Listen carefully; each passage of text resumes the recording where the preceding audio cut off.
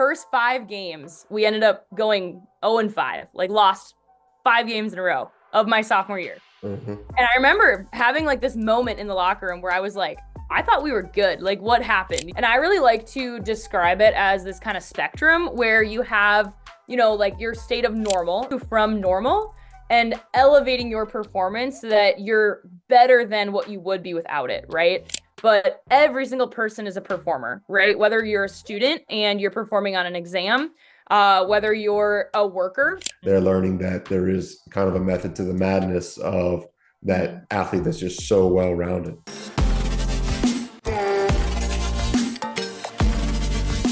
Bailey, how are you? I'm good. How are you doing? I'm doing awesome. Good to see you again for our weekly checkup. Give you a quick introduction. Bailey is my mentor through the Association of Applied Sports Psychology. She is training me and mentoring me as I navigate through my CMPC, which is a certified mental performance coach. And I'm very grateful for that. She's up in Shreveport now. She's from up north, but she made her way down to the boot. So thankful to have her. And she's really great at what she does. She's been a great mentor to me and looking forward to having this conversation with you, Bailey. So if you want to kick us off, just tell us, a little bit about where you're from, your sports background, and I guess how you got into mental performance coaching. Yeah, absolutely. Well, thank you so much for having me. It's always a blast to talk about sports psychology. So I'm originally from Minnesota, which I'm sure you can hear in the accent, and it will come out. But that being said, like you mentioned, down here in Louisiana now, like the good Minnesotan that I am, I played hockey all growing up. So ice hockey specifically was my sport of choice. So I played that all through high school. Also played softball all through high school, but kind of knew that hockey was going to be the one that I wanted to stick with. So Mhm. played hockey in college, all through my college career. And I remember as I was kind of going through high school, going through my college years, getting a little bit more competitive in the sport, really started to become more and more passionate about being a captain, the team dynamics. How do you lead a team? How do you make a team all kind of rowing in the same direction, if you will? And so that's really what kind of initially piqued my interest into kind of this world of mental performance. I basically said, if I could be a captain for the rest of my life, like this would be perfect. Like I don't have necessarily like the decisions or the responsibilities of a coach, but I just get to focus on like the mental side of the game and like the strategy of the game. And I really enjoyed that. And so really, I think the closest thing that I could get to that, besides potentially playing professionally, was to go into mental performance. So I absolutely love the job that I have now. Love that I get to, influence the world's leaders, and then help people kind of build confidence in who they are as well. Hmm. Gosh, that's powerful. In high school, I was a captain, and that's really just a popularity contest, right? So I never knew the team dynamic until I started coaching, and you have it as a captain in college and getting it done. And for me, I was always just kind of like the victim of the negative thoughts, the self doubt. As my career started spiraling downwards in a hurry. So I kind of, resented the whole team dynamic for a while. And, once I Yeah. got back into it as a coach, it was just like, wow, it's like the missing piece of my life. So I Yeah. never looked back since then. So, but tell us Yeah. about hockey. Okay. So we're in Louisiana, most people who are watching this are probably from Louisiana. So what age do you start playing hockey? And, what's your favorite part about it? And what Yeah. was maybe one of your favorite memories about playing too? Yeah, yeah, absolutely. So I chuckle. I actually played in an adult men's league here in Louisiana this past What? winter. And so I really got a full taste for what hockey is outside of Minnesota, and it's very different. So Wow. no question is a dumb question from what I've learned. But yeah, so started playing, or excuse me, started skating when I was 4. My hockey family, my dad played hockey. Mhm. And so it was pretty natural for him to put me on skates right away. Started playing actual hockey when I was 5, and then kind of went through the youth programs. What is very unique, I think, to Minnesota is that if you're like a really good athlete, at Mhm. least for hockey, you're playing your high school leagues. A lot of times I've heard that kind of like the club sports are a little bit more like Mhm. where the elite athletes go. But in Minnesota, because we're such a big hockey state, um, It's high school hockey. Like that is like the Yeah. epitome of Minnesota sports. And so I think, like even our boys state hockey tournament, like we'll sell out the XL Energy Center where our Minnesota Wild play our professional team, completely sold out all weekend. It's a whole event. We skip like not even skip school. They shut school down if your team is in it so that the whole school can go. Like it's a whole culture, it's a whole event. It's I've heard been compared to, I haven't been to it myself, but basically think like Texas State high school football. That's exactly what the Mhm. Minnesota State High School League is up where I'm from. So it's a blast. As far as favorite moments go, man, I mean, I think every athlete kind of can have that same feeling of, when you're playing with your teammates and you have that experience where you kind of were the underdog and then all of a sudden you're, rallying together, making this big comeback. Specifically in high school, I remember we had an undefeated season my freshman year. And then going into sophomore year, like we thought we were God's gift to hockey, basically. We were all that in a bag of chips, right? Mhm. And so first 5 games, we ended up going 0-5, like lost 5 games in a row of my sophomore year. Mhm. And I remember having like this moment in the locker room where I was like, I thought we were good. Like what happened? Like we're, 0-5, like we're terrible. And I remember my coaches sitting us down and just kind of having this moment of like, we're fine. It's early in the season. Like these are the things that we're going to adjust. And really, they kind of asked us the question of like, hey, do you want, like, what do you want to do with this season? Like, it's up to you guys right now. And Mhm. so I think, going into kind of the mental performance, that's where a lot of that started was like, we need to all get on the same page and have this same goal. And Mhm. then throughout that season, ended up making conference championship, uh, ended up winning the section championship, which was huge, got to the state tournament. And then specifically the moment of, walking out and you're just blinded by the lights of this professional hockey stadium. And then going into triple overtime, which went, I don't know, super late, whatever. You're just kind of like grinding, you're just Right. the whole team is exhausted. You're just grinding together.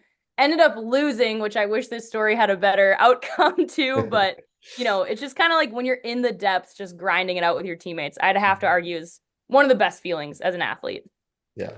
And props to your coach because I mean, you're sitting 0-5 and most coaches are like, oh my gosh, all right, what do we do from here? But he kind Right. of put it on you. Like he kind of passed the responsibility and Yeah.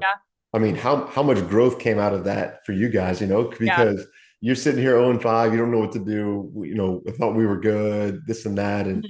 he says, look, it's on you. What do you want to do? Yeah. And, he like delegated that to you guys. So Right. props to the coach. Okay. Yeah. Coach talking, Yeah. but unbelievable. I mean, as you're describing it, yeah, all I could think of was like Texas high school football and Yeah. just absolutely phenomenal. And when we Yeah. had some leagues around here in South Louisiana, I think in Lafayette, people would go to the games all the time. They loved it. They loved it. They loved it. Yeah. So something Yeah. I've And never been a part of, but maybe it will eventually. So yeah, looking right. forward to it. Right. No, Yeah, I know. eventually. Yeah. And And I think too, to your point of like the coach, like my coach did a great job of kind of putting it back on us in that moment and tying that into, the mental performance side. I think it's a lot to be said as, I've consulted with coaches and trained coaches. And I always emphasize the whole like control what you can control, right? And yeah, in that moment, our coach had done, I would argue, everything that he could.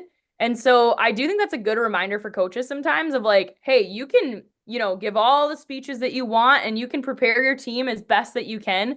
But at the end of the day, like your players are the ones that are performing, yeah, right? And so I think that that was a really good accountability on his end of like, hey, like we've worked hard. There's no reason for us to kind of give that up right now. So right. I think to put that back on us was a really good learning moment for sure. Yeah, and I can't stress that enough to other coaches. It's helped me. I mean, when you say, "Look, I'm going to control what I can control as a coach.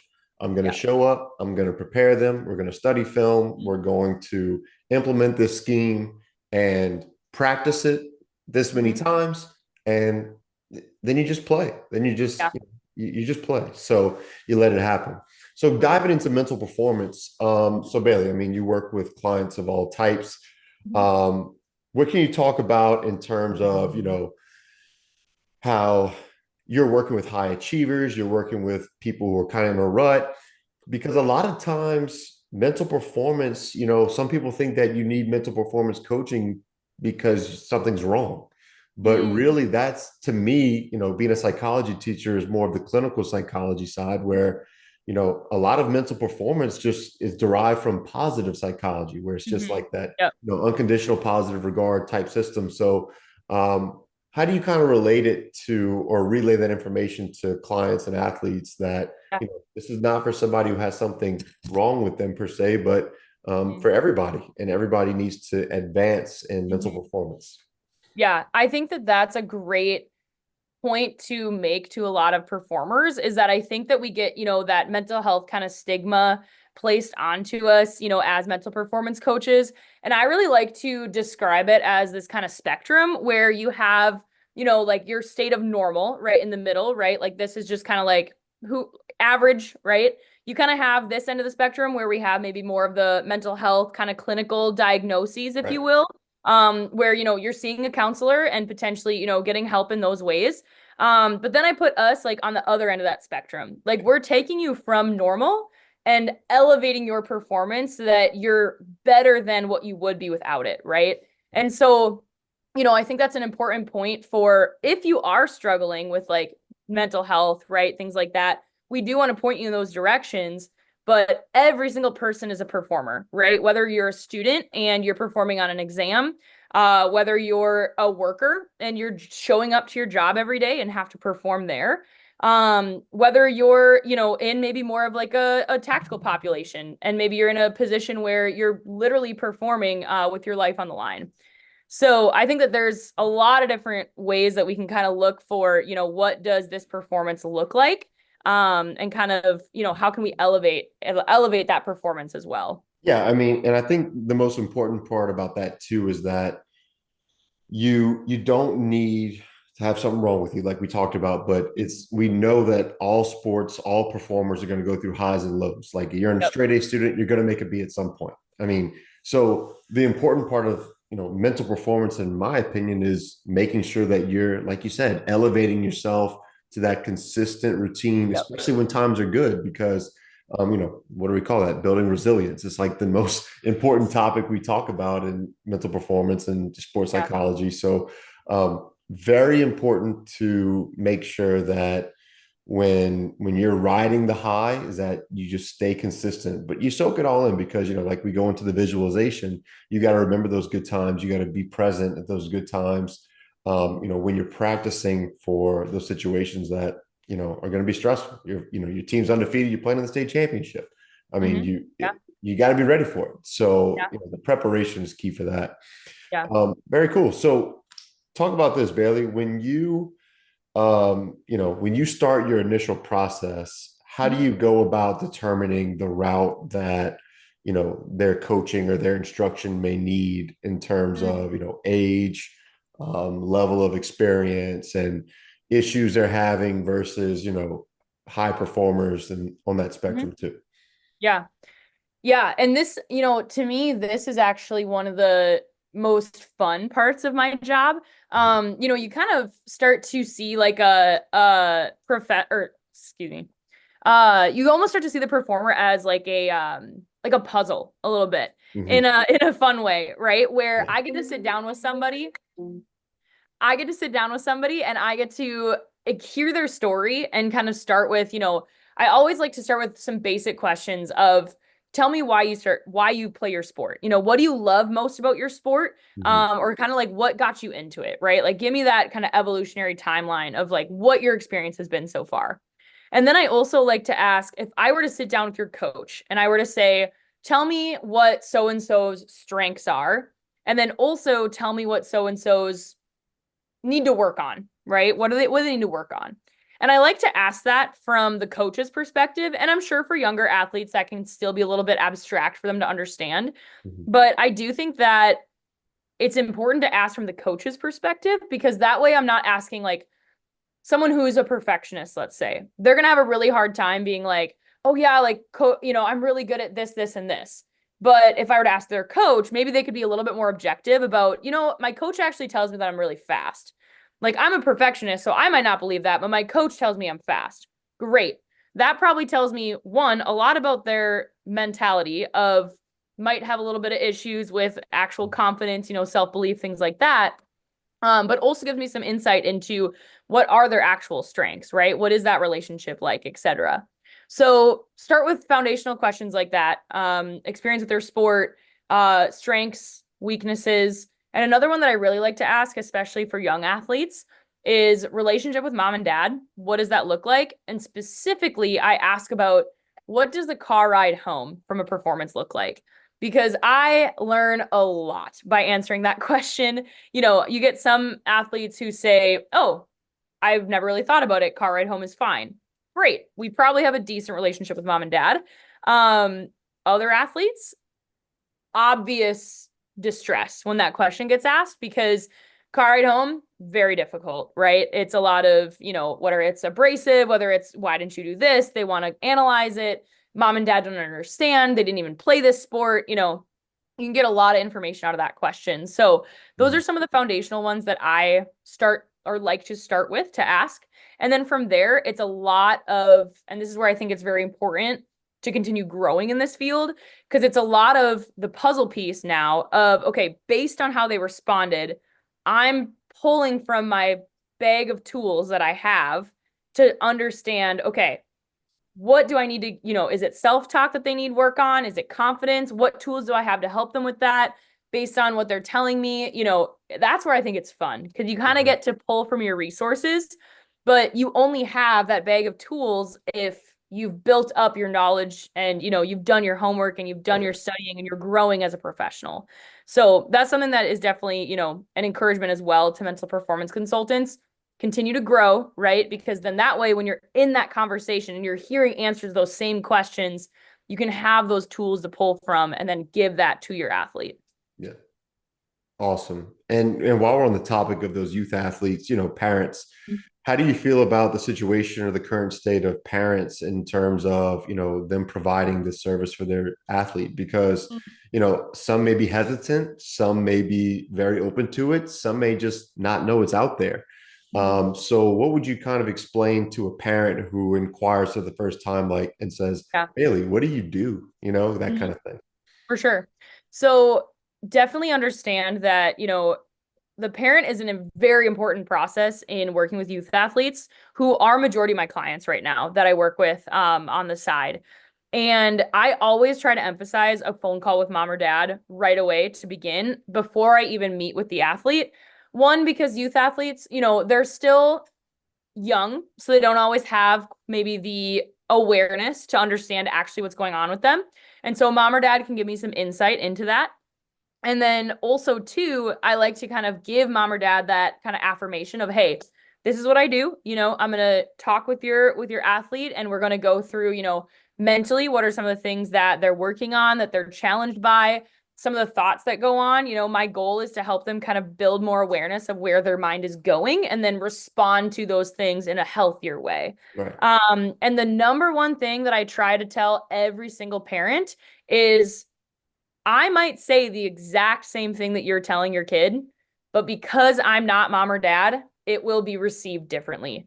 And I think for a lot of parents, that's probably a big barrier that they maybe don't want to admit, whether that be pride or whatnot, right? Is, well, I'm telling my kid all these things, right? Like, I don't need someone else to tell my kid how to be a better athlete because I was an athlete and I'm telling them all the things, right?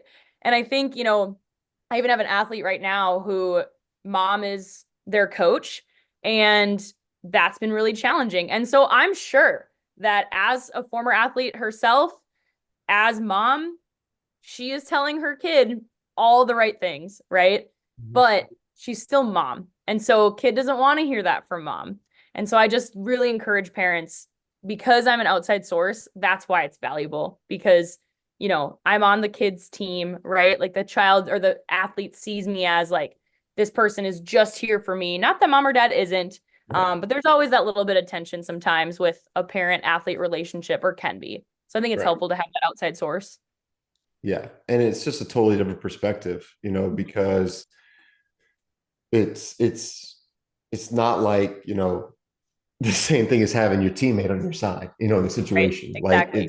it's another adult, it's a professional, it's a coach, it's somebody who's been there and done that. So Mhm. there's that level of comfort. And Yeah. sometimes that's all they need is just to have a little bit of that, safety Yep. blanket of I have somebody to talk to about this. I can kind of let go and also at the same time, like learn some tools that'll help me get through the next situation. So Yeah.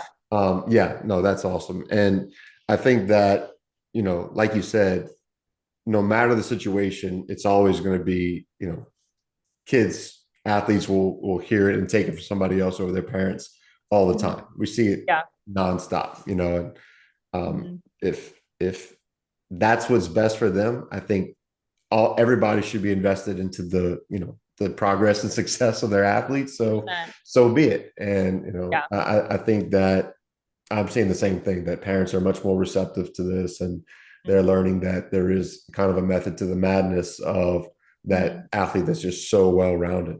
Mhm.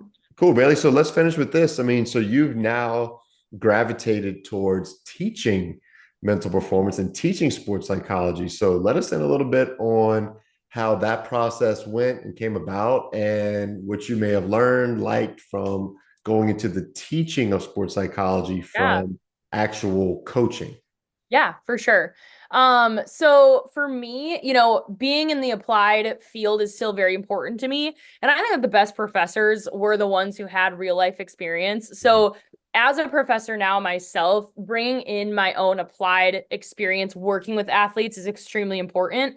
But really, the reason that I got into teaching is because when I was going through undergrad, I remember I was a psych major. I went up to my advisor and I said, "Hey, I need to get a master's degree because you can't always do a ton with a psych undergrad." And so I was like, I need to get a Right. master's degree.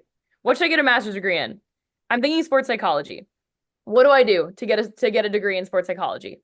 And I remember like so vividly, like she looked at me and was like, I have no idea. And we don't offer anything here at my undergrad to help you. And I was like, great, I'll do it myself.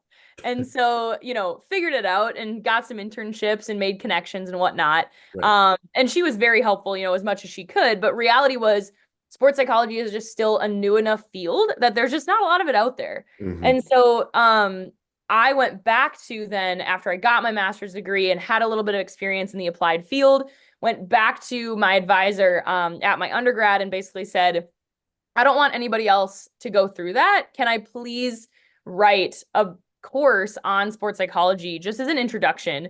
Because I think it's a field that is growing so drastically right now. What with jobs in college settings, military settings, there's just more jobs out there than there ever have been. Hmm. And so I was like, this needs to be known as a field. And not just sports psychology, but I'm also actually developing a class on industrial organizational psychology, Yeah. very similar, just more on the business realm, but Mhm. very similar concepts. And so I was like, we need to expand the options that people have with a psychology degree. And I've only ran it one semester so far. I thought it went really well. I don't know, maybe my students, I hope that they had a good time as well. But I think it's very rewarding when I have a student come back to me and say, I took your class and I didn't really know what to expect, but I actually might want to go into this field. And it's like, wow, that's exactly what I was hoping, to just Yeah. open people's eyes to, hey, there are options, and this is what it can look like. And this is a field that you can go into. And here's all the amazing parts about it. But then also, here's all the challenging parts about it. Because with every field, there's pros and cons. So that Yeah. experience has been really, really amazing. Yeah, it's awesome.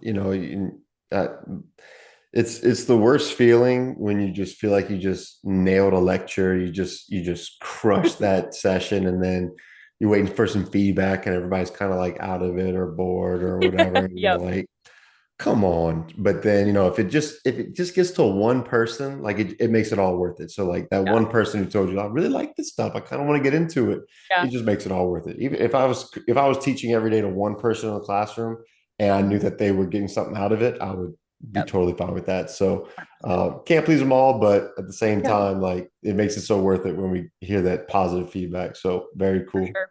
Yeah, for Yeah. sure. All right, Bailey. Well, thank you so much. Don't want to keep you too long, and looking forward to continuing working with you. And can't thank you enough for coming on. Thanks for all the valuable insight, and looking forward to continuing this journey. Absolutely. Awesome. Thank you.